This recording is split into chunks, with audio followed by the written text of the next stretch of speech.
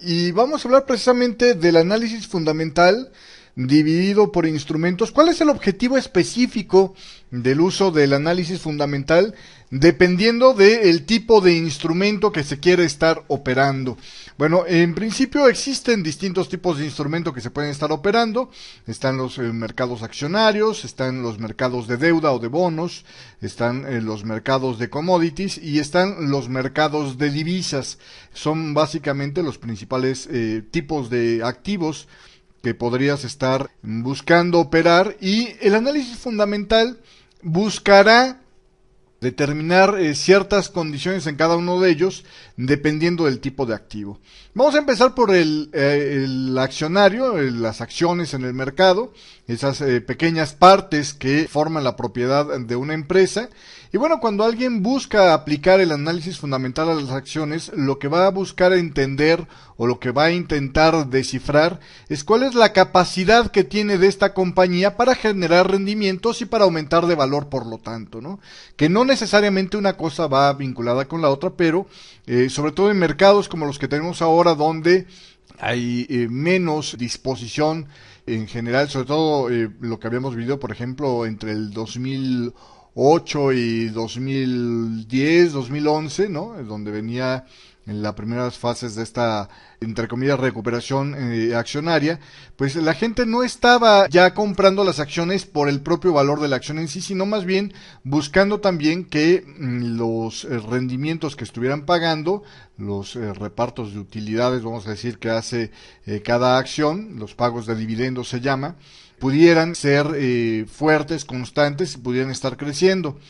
Básicamente lo que va a hacer el análisis fundamental en el mercado accionario es analizar, por un lado, bueno, pues cómo se está desarrollando, ¿no?, la industria en ese país, cómo se está desarrollando el sector de la industria al que pertenece la acción que nos está interesando, y finalmente cómo se está gestionando esa compañía para determinar cuál es la capacidad que tiene precisamente de mantenerse rentable la compañía y de o aumentar el valor de la acción o aumentar el tamaño de los dividendos que esté pagando. Por el otro lado está el mercado de bonos o de deuda, ¿no? Es decir, aquellos contratos donde yo le entrego a alguien, a algún emisor se le llama, una cantidad de dinero a cambio de que me dé un rendimiento y me devuelva lo que le presté en una fecha futura. Para los mercados de bonos o de deuda, ya sea deuda corporativa o sea deuda oficial, deuda del Estado, o deuda de gobiernos estatales o locales más pequeños, lo que yo voy a estar analizando y lo que voy a tratar de estudiar a través del análisis fundamental es cuál es la capacidad que tienen estos emisores, a quien le estoy comprando el bono, por así decirlo, de precisamente pagarme, devolverme ese dinero que tengo, la salud de las finanzas de ese emisor, la viabilidad de los proyectos por los cuales él va a estar ganando lo que me está pidiendo prestado, etcétera. Van a ser las cosas que más voy a enfocar en mi análisis precisamente para esta compañía, obviamente, o para este gobierno. Obviamente, por ejemplo, incluye ahí análisis macrofundamentales donde vamos a ver cómo se encuentra el estado de toda la economía. Si yo le estoy prestando a una compañía que está asentada en cierto país o que tiene sus operaciones mayormente en cierto país, que depende de ese país para tener sus resultados, pues obviamente voy a estar interesado en ver cómo le está yendo, ¿no?, a esa compañía, pero también cómo le está yendo a toda esa economía en general, porque dependiendo de la suerte de la economía en general, pues dependerá, ¿no?, de la rapidez o velocidad que pueda agarrar también esa compañía, y por lo tanto de que se desarrollen los proyectos productivos para los cuales me ha pedido prestado dinero y me lo pueda entonces devolver porque ellos lo recuperaron y ganaron algo más.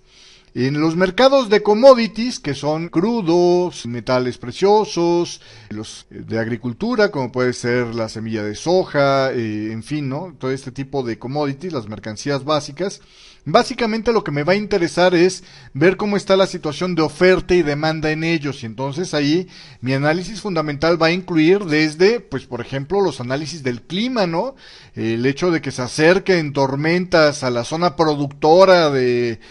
no sé, el Golfo de México, pues obviamente pudiera poner o no en riesgo, o tormentas en, no sé, en la región del Mar del Norte, allá en Europa, etcétera, pues podría poner en riesgo o no, ¿no? La situación de producción de crudo, y entonces afectaría la oferta de crudo, y podría impactar por lo tanto en los precios de los commodities. Lo mismo pasa desde el lado de la demanda, ¿no? Yo voy a tener que hacer un análisis de la salud de la economía, de cómo es que podría estar los grandes consumidores de ese activo, ya sea por ejemplo el cacao que producen en África para las chocolateras del mundo. Bueno, pues depende de la actividad económica también, la cantidad de disponibilidad que haya de la gente de comprar este tipo de golosinas, y por lo tanto la cantidad de demanda que haya. O si me voy a, no sé, el silicio que se produce, no sé, en América Latina, en algún país de América Latina, o el cobre que se produce en Chile, pues también me va a interesar saber cómo está la industria en general en el mundo y sus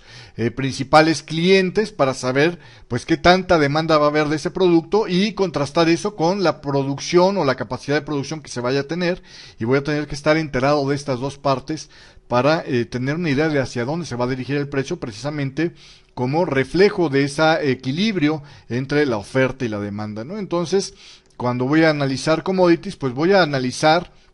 a veces temas que no tienen que ver meramente con economía, sino que tienen que ver, te digo, con el clima, con la situación social, ¿no? Con la situación geopolítica, como lo hemos estado viendo muy de cerca ahora con las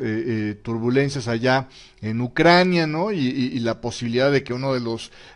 principales aportadores de energéticos para Europa y otras partes del mundo, como Japón pudiera ser, pues pudiera estar afectando ese equilibrio entre la oferta y la demanda. Y lo mismo pasa por el otro lado, ¿no? Por ejemplo, los precios del crudo se disparan hacia la alza cuando aumenta la demanda de crudo, porque a Japón se le ocurrió cerrar todas las plantas nucleares que tiene después de el desastre de Fukushima, ¿no? Entonces, estos son los factores que también involucra el análisis fundamental dentro de los commodities. Y finalmente, las divisas. Cuando tú analizas el tema de las divisas, de alguna manera también tratas de estimar el equilibrio entre la oferta y la demanda. Aquí,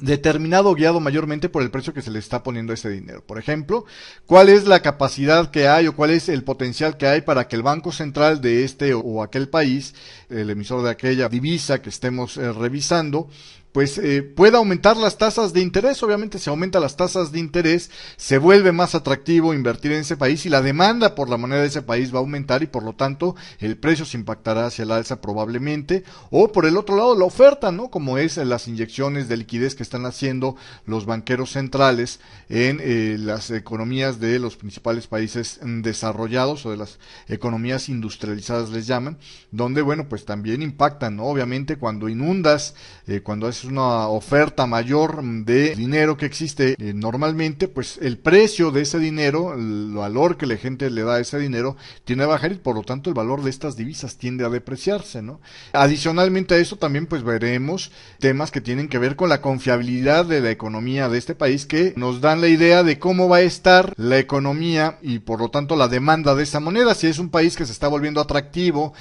cuya economía se está viendo sólida, etcétera, bueno, pues va a ser un país que, por ejemplo, va a poder acomodar mejor sus títulos de deuda, y por lo tanto eso me refiere a mí que el valor de su divisa va a subir, porque va a ser una divisa más demandada. O por el contrario, ¿no? Si es un país que empieza a tener problemas de pago, problemas de situación de status quo, etcétera, cualquier cosa que haga ver en el horizonte que pudiera fallar, ¿no? Las condiciones que hacen atractivo a ese país como un lugar para invertir, pues obviamente eso también va a hacer que la gente se repliegue en sus intenciones de invertir en ese país, y por lo tanto la demanda de esa divisa por ese lado pues decaiga. También tiene que ver con los flujos comerciales que tiene el país, ¿no? Si es un país que está acelerando sus exportaciones, pues es un país que va a recibir por concepto de esto más divisas, y por lo tanto la divisa podrá apreciarse hasta que venga un momento en donde el ciclo de negocio permita que este país empiece a hacer inversiones de capital, y habrá que ver con quién hace mayormente estas inversiones de capital, dónde compra esas maquinarias, dónde compra esa tecnología que necesita para seguir progresando, y por lo tanto, bueno, pues ahí también habrá